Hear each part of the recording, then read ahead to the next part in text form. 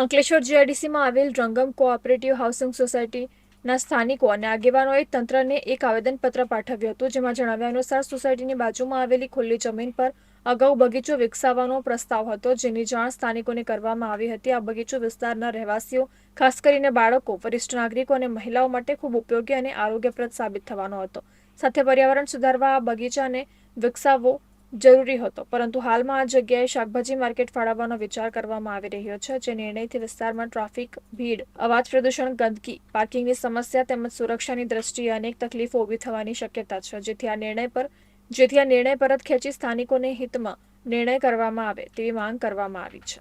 હવે એઆઈના પ્રમુખને મળતા એવું કહે છે કે ભાઈ અમે આના માટે ચર્ચા કરશું, વિચારશું કે 2 વર્ષ પહેલાની પેન્ડિંગ છે. આ 2 વર્ષ પહેલાની પેન્ડિંગ છે તો અત્યાર સુધી શું કર્યું તમે? અમે એવું કહે છે કે સીઓપી છે, સીઓપી જ રહેવા દો, એના હેતુફેર ન કરો. અને સીઓપી ગાર્ડન માટે છે. બીજી વૈકલ્પિક જગ્યા છે ગઢા સર્કલ પાસે છે, જે ફેક્ટરીને ઇસી લેવા માટે, જાળવવા માટે આપેલી છે. એ મોટી જગ્યા છે, એમાં કરો, અમને કોઈ વાંધો નથી, ટ્રાફિકનો કોઈ સવાલ નથી.